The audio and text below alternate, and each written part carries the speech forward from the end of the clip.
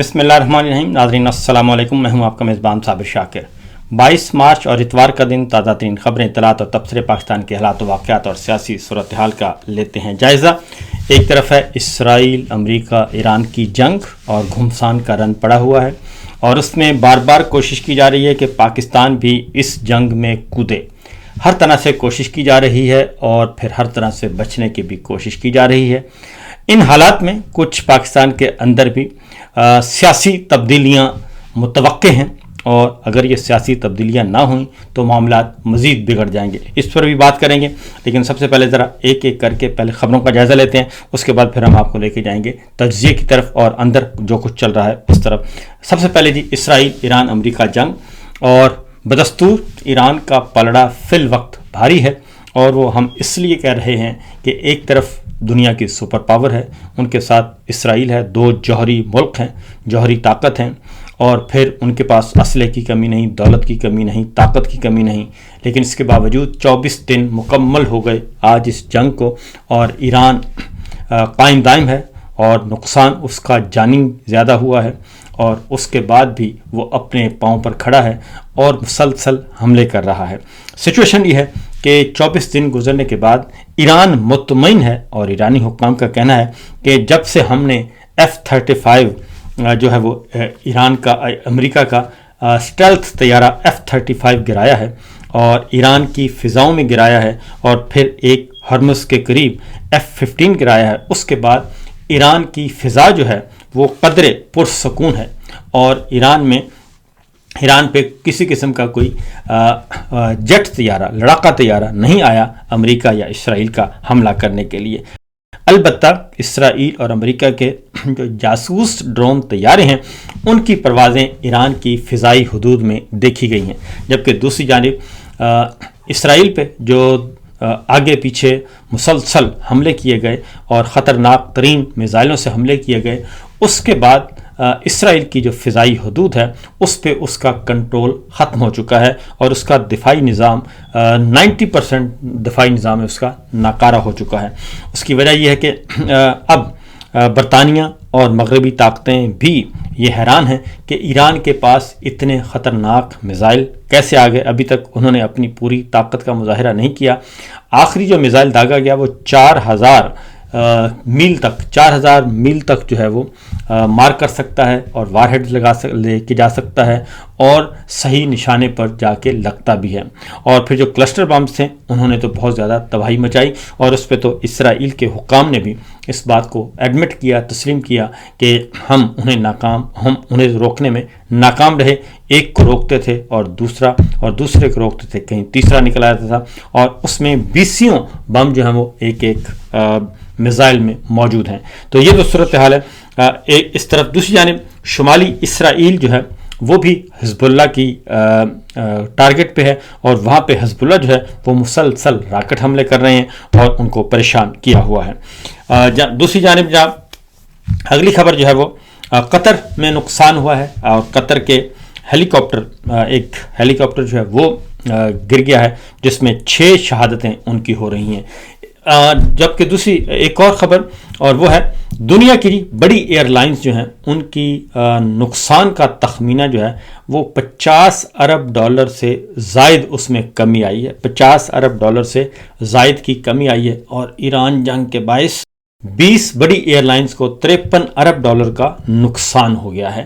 یہ financial Times کی story ہے، اور ایئر لائن انڈسٹری کو کووڈ-19 کے بعد سب سے بڑے مالی بحران کا سامنا ہے، اور اس خلیج کے اہم ہوائی اڈے جو ہیں وہ متاثر ہیں، پروازیں معطل ہیں اور یا منسوخ ہو چکی ہیں، اور اب تک ہزاروں پروازیں جو ہیں وہ منسوخ ہو گئی ہیں، اور ایئرپورٹس آلموسٹ خلیجی ممالک کے ایئرپورٹس جو ہیں آلموسٹ وہ بند ہیں، یا پھر بہت کم وقت کے لیے کھولے جاتے ہیں، اور ایمرجنسی کی بنیاد پہ، ہنگامی بنیادوں پہ. ادروائز معمول کی پروازوں کے لیے وہ بند ہیں، معمول کی آمد و رفت بند ہے، اور وہ نقصان ایک علیحدہ ہے. اس طریقے سے روزانہ جو جنگ کا نقصان، جنگ کا جو خرچہ آ رہا ہے امریکہ کو، وہ آلموسٹ $2 ارب آ رہا ہے یومیہ. $1 ارب جو ہے یومیہ تیل پیدا کرنے والے ملکوں کو نقصان ہو رہا ہے، اور اس طریقے سے یہ جنگ جو ہے وہ مسلسل مہنگی ہوتی جا رہی ہے. اور فضائی سفر ایئر لائنز انتظامیہ کو ایندھن کی ممکنہ قلت کی وارننگ جاری کر دی گئی ہے اور عالمی مارکیٹ میں جیٹ فیول کی قیمتیں دگنی ہو گئی ہیں، اور جس کی وجہ سے ٹکٹوں کی قیمتوں میں بھی مسلسل اضافہ ہو رہا ہے، اور اس کی وجہ سے مسافر کم ہیں، جہاز زیادہ ہیں، اور یہ ایک الگ سے نقصان ہے۔ کہنے کا مطلب یہ ہے کہ اس جنگ کے مختلف پہلو ہیں اور مختلف ملٹی ڈائمینشنل جو ہے وہ طریقے سے یہ متاثر کر رہا ہے پوری کی پوری دنیا کو۔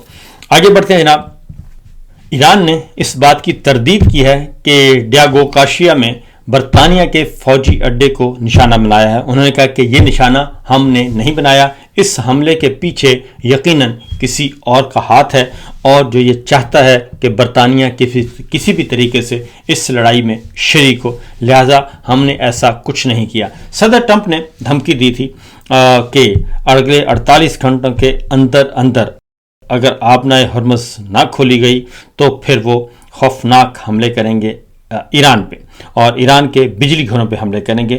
اس کا جواب آ گیا ہے، اور جواب یہ ہے کہ ایران کے صدر نے دیا ہے۔ انہوں نے کہا جی اگر تہران نے صدر ٹرمپ نے کہا تھا کہ اگر تہران نے 48 گھنٹوں کے اندر ہرمز کو مکمل طور پر دوبارہ نہ کھولا تو ایران کے پاور پلانٹس کو حملہ کریں گے اور ان کو تباہ کر دیں گے اور ایران کو اندھیروں میں ڈبو دیں گے۔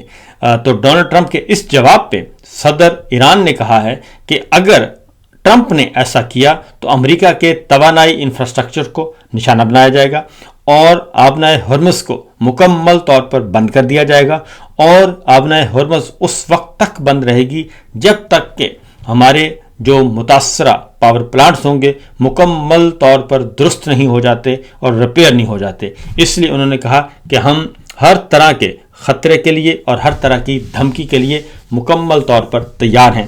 تو اس لیے اب کچھ ممالک بھی آ گئے ہیں میدان میں۔ تو ایران نے ایک اعلان کیا ہے کہ تمام دوست ممالک کے لیے آبنائے ہرمز کھلی ہے، اس میں کسی قسم کی کوئی رکاوٹ نہیں ہے۔ جو ملک بھی ہمارے دوستوں کی لسٹ میں شامل ہے اور وہ اس کے لیے یہ سہولت موجود ہے، صرف یہ ہے کہ وہ ہم سے رابطہ کرے اور پاسداران انقلاب سے اور اتھارٹی سے رابطہ کرے اور اپنے جہاز کو وہاں سے گزار سکتا ہے۔ تمام دشمن ان کے لیے یہ آبنائے ہرمز جو ہے یہ بحری تجارتی گزرگاہ یہ بند رہے گی اور اسے نہیں کھولا جائے گا۔ تو لڑائی کا اندیشہ بڑھنے کا زیادہ ہے، اور اس میں اب جو اس کے ساتھ ساتھ جبکہ ایران اور سعودی عرب کے درمیان کشیدگی مسلسل بڑھ رہی ہے، اور سعودی عرب نے ایران کے 2 فوجی اتاشیوں اور ان کے عملے کے 3 ارکان کو ملک چھوڑنے کا حکم دے دیا ہے۔ سعودی عرب اب تک 5 اہلکاروں کو ناپسندیدہ شخصیت قرار دے کر 24 گھنٹے کے اندر ملک چھوڑنے کا حکم دے چکا ہے، اور اس طریقے سے ایران نے سعودی عرب خلیج تعاون کونسل اور عرب اور اسرائیلی ملکوں کو دوبارہ ہدف بنایا۔ یہ اچھی بات نہیں ہے، اس لیے انہوں نے کہا کہ یہ سب کچھ ہم نے کر رہے ہیں اور یہ آئندہ بھی اس طرح کی پابندیاں لگیں گی۔ جبکہ ایران کے صدر نے یہ کہا ہے کہ تمام مسلم ممالک ہمارے بھائی ہیں، ہم ان سے لڑنا نہیں چاہتے، صرف ہم یہ چاہتے ہیں کہ ان کی سرزمین جو ہے وہ ایران کے خلاف استعمال نہ ہو۔ اب ذرا تھوڑا سا پاکستان کی داخلی سیاست پہ آتے ہیں۔ پاکستان کی داخلی سیاست بدستور ویسی کی ویسی ہے، اور حکومت جو ہے اس کو کوئی پرواہ نہیں کہ معاملات کس طرف جانے ہیں، اور ایران اور سعودی عرب کے درمیان ہم سینڈوچ بنے ہوئے ہیں۔ اس پہ ہماری جو حکومت ہے فارم 47 کی، وہ اس نے ساری ذمہ داری فوجی حکمرانوں پہ ڈال دی ہے، اور وہ بند کمروں میں یہ کہتے ہیں کہ جناب ہمیں کیا لینا دینا، فوجی جانے اور ایران جانے، فوجی جانے اور سعودی عرب جانے، یہ انہوں نے خود ہی یہ معاملات طے کرنے ہیں، ہمیں اس میں پڑھنے کی کیا ضرورت ہے۔ لنچ پہ بھی یہ خود ہی گئے تھے، فیلڈ مارشل صاحب پریزیڈنٹ ٹرمپ کے ساتھ لنچ کر کے آئے، کیا طے کر کے آئے ہمیں نہیں پتہ، ہمیں تو صرف آ کے بتایا کہ آپ ان کو نوبل امن انعام جو ہے اس کے لیے نامزد کر دیں، ہم نے کر دیا۔ اور پھر اس کے بعد شہباز شریف صاحب کو لے گئے، انہوں نے کہا کہ شہباز شریف صاحب کے پاس بھی جب ان کو لے کر گئے تو تب بھی دلہا میاں جو تھے وہ فیلڈ مارشل ہی تھے، اس لیے ہم تو صرف ہاں میں ہاں ملانے والے ہیں۔ لہٰذا جو دفاعی معاہدہ کیا وہ بھی جناب فیلڈ مارشل نے کیا، اور اس میں بھی کبھی پارلیمان میں ڈسکس نہیں ہوا، کبھی کابینہ میں ڈسکس نہیں ہوا، نہ نیشنل سیکورٹی کمیٹی کا اجلاس بلایا گیا۔ اس لیے نون لیگ والے کہتے ہیں ہمیں اس سے کیا لینا۔ تو یہ سچویشن چل رہی ہے، اور اسی تناظر میں جب پھر ملاقات کی جناب فیلڈ مارشل نے اہل تشیع کے علماء سے، اب وہ ملاقات جو ہے وہ درد سر بن گئی ہے، اور جب اس کے مندرجات باہر آئے، کیونکہ فوری طور پر جب آپ ہوتے ہیں جی ایچ کیو میں تو اس وقت تو علماء کرام نے وہ سب کچھ برداشت کر لیا، لیکن جب وہ وہاں سے نکلے، اس ماحول سے نکلے، اور جب وہ بیٹھے اپنے اکابرین کے ساتھ اور بتایا کہ یہ گفتگو ہوئی ہے، تو اس کے بعد انہوں نے محسوس کیا کہ یہ بے عزتی ہے، بلکہ کافی زیادہ بے عزتی ہے۔ اس لیے جب وہ اپنے اپنے ممبرز پر بیٹھے اور جمعہ کا خطبہ دینے بیٹھے تو اس میں انہوں نے وہ ساری حقیقتیں بیان کر دیں جو اندر ہوئی تھیں، اور اس سے تلخیوں میں ہو چکا ہے مزید اضافہ۔ اور اس میں اب ایک تو شیعہ عالم نے یہاں تک کہہ دیا، انہوں نے کہا کہ جناب ہمیں جو کچھ کہا گیا اور جس طریقے سے ہمیں ڈیل کیا گیا اور جو طرز تکلم تھا فیلڈ مارشل کا، وہ ایسے ہی تھا جیسے کہیں ہم انڈیا سے آئے ہیں یا انڈین فوج کے لوگ ہیں اور دشمن ہیں۔ اس طریقے سے ہمارے ساتھ گفتگو کی گئی، ہماری بے عزتی کی گئی، اور ہمارے منصب کا بھی خیال نہیں رکھا گیا۔ اس کے بعد پھر معاملہ وہی ہے، معاملہ سینسٹیو ہے، اور یہ پہلا موقع ہے پاکستان میں، یہ پہلا موقع ہے کہ اس لڑائی کی وجہ سے شیعہ سنی تمیز ختم ہو چکی ہے، اور ایک مکمل طور پر ہم آہنگی پائی جاتی ہے۔ فیلڈ مارشل کو یہ کس نے مشورہ دیا تھا؟ اسی لیے جس نے بھی دیا، فیلڈ مارشل کو ذرا دیکھنا چاہیے اپنے گرد و پیش میں۔ البتہ جو گفتگو کی وہ تو فیلڈ مارشل کی تھی، کیا فیلڈ مارشل نے یہ گفتگو کرنے سے پہلے ڈسکس کیا؟ تو بہرحال جو بھی ہے طرز تکلم ان کا وہ سارے کا سارا اب درد سر بنا ہوا ہے، اور اب شیعہ علماء کرام جو ہیں وہ فیلڈ مارشل کو کہہ رہے ہیں کہ جناب ہم نے تو پاکستان نہیں چھوڑنا، اور 3 لاکھ ہماری فوج میں بھی نمائندگی موجود ہے، اس لیے یہ ہم نہیں چھوڑیں گے، بلکہ ملک چھوڑنا ہے تو آپ چھوڑ دیں۔ یہ پاکستان ہم نے بنایا ہے، عوام نے بنایا ہے، قائد اعظم محمد علی جناح نے بنایا ہے، آپ نے تو نہیں بنایا۔ تو یہ جو کہا گیا تھا ایک جملہ کہ جس کو ایران پسند ہے وہ پھر ایران چلا جائے، اور اس سے پہلے کہا گیا جس کو افغانستان پسند ہے وہ افغانستان چلا جائے۔ مجھے تو ڈر ہے کہ کہیں یہ نہ کہہ دیا جائے اختلاف رائے کی بنیاد پہ کہ جو مخالفین ہیں اگر ان کو پاکستان پسند نہیں تو وہ تمام خاندان جو ہیں جو ہجرت کر کے قربانیاں دے کے پاکستان کی طرف آئے تھے وہ خاندان واپس ہندوستان چلے جائیں۔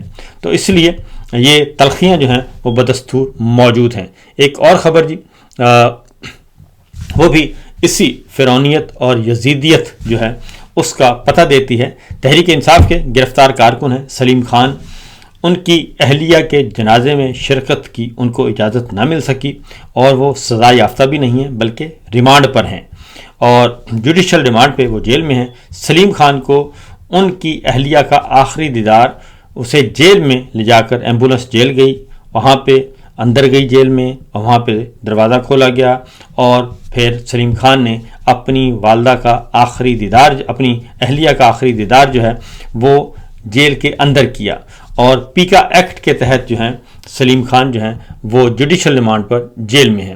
اور لاہور میں جی یہ 25 سالہ نوجوان ہے سلیم خان، ان کو گھر سے پہلے اغوا کیا گیا تھا۔ جب رٹ پیٹیشن فائل ہوئی تو بتایا گیا پیکا ایکٹ کے تحت FIR درج کی گئی ہے اور جوڈیشل ہے، اور رات 1 بجے کال آئی تھی سلیم خان کی بیوی کو ہارٹ اٹیک ہو گیا ہے، اور ہارٹ اٹیک سے وہ فوت ہو گئی ہیں، 2 سال کا بچہ رہ گیا ہے۔ تحریک انصاف پر قیامت جاری ہے۔ یہ پرویز اقبال صاحب ہیں ایڈوکیٹ، انہوں نے یہ ساری رودات بیان کی ہے۔ تو معاملہ سمپل سی بات ہے جی کہ حقیقت یہ ہے کہ یہ یزید و شمر جیسا رویہ، یہ سلوک پتہ نہیں کیوں کیا جا رہا ہے، اور پاکستانی قوم کے ساتھ، پاکستانی شہریوں کے ساتھ جب تک ہم آہنگی نہیں ہوگی، جب تک پاکستان کے اندر آپ کی عزت نہیں ہوگی اور پاکستانیوں کی عزت نہیں ہوگی، اس وقت تک آپ کی بھی عزت نہیں ہو سکتی۔ ایک خبر اور ہے، وہ اس سے بھی زیادہ الارمنگ ہے کہ عالمی انڈیکس کے مطابق دہشت گردی سے ہونے والی اموات میں پاکستان جو ہے وہ نمبر 1 پہ ہے، اور یہ ڈیبیٹ چل رہی ہے اور گلوبل ٹیررزم انڈیکس 2026 سامنے آیا ہے اور اس میں جو پاکستان ہے وہ سر فہرست ہے. اس کا جو سکور ہے وہ ہے 8.574 اور اس کا رینک جو ہے وہ 1 پہ ہے اور اس کی رینکنگ نمبر 1 ہو چکی ہے, چینج ہو گیا, اوپر چلا گیا ہے جی 8.574. اور اس کے بعد دوسرا ہے برکینا فاسو, وہ 8.324 ہے. پھر نائجر ہے, اس سے بھی نیچے ہے. نائجیریا پھر مزید نیچے ہے. پھر مالی ہے, پھر سیریا ہے, پھر صومالیہ ہے. تو ہم تمام ملکوں سے اوپر ہیں اور ٹاپ کر رہے ہیں گلوبل ٹیررزم انڈیکس 2026 میں. تو یہ سچویشن ہے, یہ صورتحال ہے. اس سے آپ اندازہ کر سکتے ہیں کہ پاکستان عالمی دہشت گردی انڈیکس میں پہلے نمبر پر آ گیا ہے. تو ایک ہی بات ہے اور وہ سمپل اور سمارٹ سی بات ہے جی کہ جب تک آپ فارم 47 کے تحت جعلی سرکار کو کندھا دیتے رہیں گے تو آپ کے کندھے اسی طریقے سے جھکتے رہیں گے اور ٹوٹتے رہیں گے. اور آخر میں آ کے یہ سیاسی جنازے ہیں تو دیکھ لیں کہ سیاسی جنازوں کو آپ نے کب تک کندھا دینا ہے. فی الوقت اتنا ہی, اجازت دیجیے, اللہ حافظ.